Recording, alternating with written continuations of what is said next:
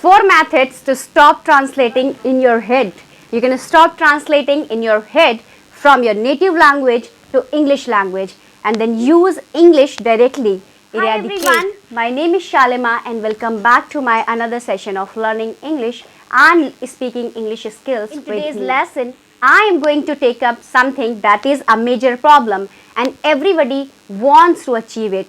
That is how to stop translation, how to stop translating in your head and then speak English directly in everything to be perfect in English. How to eradicate that step of translation that is there in your mind, and today I am going to tell you, I am going to give you solutions through which you can improve your English and you will become fluent. So are you guys ready for this? If you are ready, please let me know in the comment section. So before beginning, please subscribe to the channel so that you can get all the lessons that I have posted for you on this channel. And please like the video and share my video with your friends too. Now coming back to today's lesson, that is how to stop translating in your mind. How to stop translation in your head from your native language to your English language. So eradicating that step of your native language and doing everything directly in English. You know guys, English language is our targeted language, and target language, the language that we are learning, the language that you are learning and you want to become fluent in this language, and we will call this our target language. Guys, this is our target language and we have to do everything in English. There are major steps that you might not be taking while learning English, while acquiring the language that you must do. So these are very simple applicable solutions, yet they have very deep connection with becoming fluent and they are absolutely targeted. Alright, you can apply them and you can achieve this particular non-translation stage in your English speaking, where you will not translate from your native language. See, as a beginner, a person who is starting from absolute zero level, the person might have translated here and there, and they were the basic words, right? The very basic word, and at times that is okay. Although if you are completely immersing yourself in English, that is absolutely applicable. But if you are at A2 level, even if you are at A2 level, that is elementary now. Elementary level means that you understand English, you know the basic words, you know a bit of English. And if you are watching my channel, that means you are at either elementary or intermediate or an advanced level of English learner. You are not at the beginner. Alright, you are not at the beginner, and that's why it's very easy for you to stop translating at this stage. Alright, if you are translating in your head, then stop doing this. This is crucial if you want to become fluent in English, because the native language of yours is now acting as a crutches and it's holding you back from becoming fluent. So this is applied to any language that you are learning as a second language. Alright, English is the most popularly worldwide, okay? Because you are learning any second language, you have to stop using your native language at some point of time. In this English speaking journey that you have taken, and this point has to be really in the beginning, not at the later stage. But if you do it in the right way in the beginning, it is very beneficial for you to regardless at whatever level you are right now. You need to stop translating in your head. So I am going to give you solutions through which you can stop translating in your mind, and this can help you to become absolutely fluent in English language. So here I am going to share you the 4 solutions. So let's begin with all 4 solutions. So the technique number 1 which I am going to share is, one is to learn with context. Alright, because contextual learning is very important. You have to learn with context. Now what is context? That is also a big question. Maybe you don't know. So let me tell you, context is basically the solution in which a word is used a phrase is used, the language is used, the complete language is used in many ways. The same phrases, the same word, the same sentences can be used twice, and both the times meaning would be different. And this happens in every language. If I talk about our mother tongue, that is also work, right? In your native language, think about something that is particular word, phrase that used in different context. All right, you can use it even you are being sarcastic. You can use it even if you are being, humorous. You can use it in a lot of ways. There must be some kind of expressions, words in your language too, in your native language. Similarly, guys, you have to learn that context whenever you are learning English too, so that you can use the language correctly, and this helps you to use that language in the correct manner, all right, in the correct way. And also, when you are confident about what to say and what to use in which situation, that translation will automatically go down, because now you are confident over your words. You have a confidence in you that you know when to use that word and where to use it, and translation will go down, because now you know that translation cannot be literal. If you are trying to translate, this can mean something else in English language. So you cannot translate a language word to word because of this context, the context in which a language is used, and this context is very important for everyone. Now let me give you one example. Let's begin with a very simple word, like let's say left. The word left has two meanings. It can be used in two different contexts. For example, context number one is left, there is a particular side. You can say right, you can say left. Left is also the past tense to leave the world, right? She had already left the canteen, or she has already left the office, right? Left has two meanings, context, how to use it. Now each and every word has different context, and guys, that's why whenever you are learning a word, learn it with context. Read it whenever you are coming across a word. While reading it, you are going to interact with the context. So if you want to understand the context in a better way, the best way is to read. Expose yourself to reading a lot. All right, reading can help you analyze the particular sentence, analyze what is the context. It gives you time. You have control over reading. You can read a paragraph again repeatedly till the time you get everything properly. You are able to understand. Reading can help you to understand the context a lot. So now guys, let me talk about the technique number 2, and technique number 2 is not to be use a bilingual dictionary.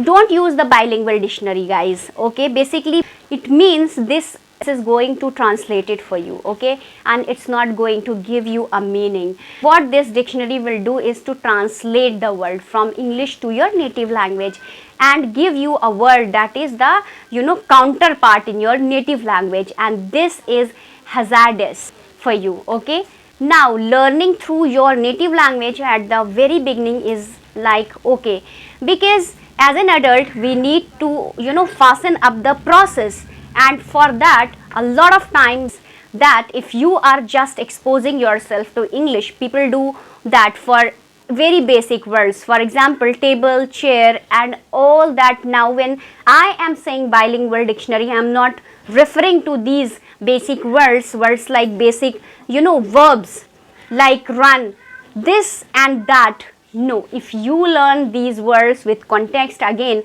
exposing yourself to more language, it's going to be beneficial. But I think that boat has now sailed, because you are not at a beginner level. If you are watching this particular video, you are at somewhere at elementary, intermediate, or maybe the advanced level. Between these two or these three, maybe at the upper mediate level. All right, so obviously you are not going to translate the basic words.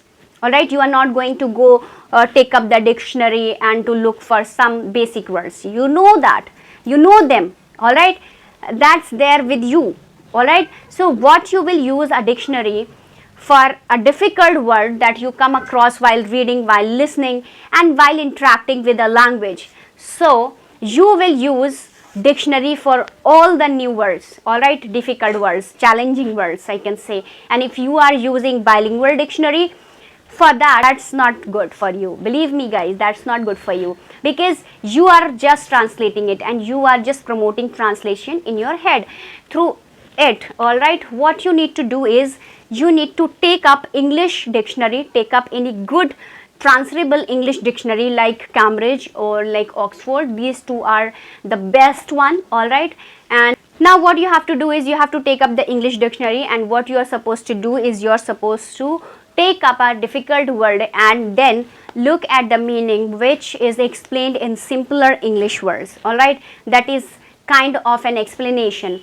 The word it's not, it's not a literal translation, so we have to focus on that explaining, because this is also going to give you some context. If you are using a bilingual dictionary, there is no context for you. How will you use that word? So obviously eradicate that particular step.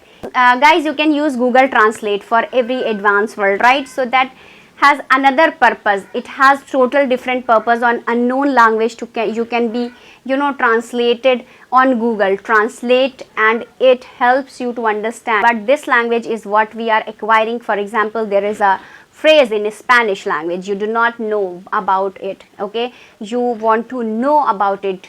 Google Translate is an excellent device to know about it. All right, within a second, and your purpose is solved. Now you know it, you know about it, but you are not supposed to speak that Spanish phrase. Later on, you are not supposed to use it in your everyday purpose. That's why go and check out the meaning on Google Translate.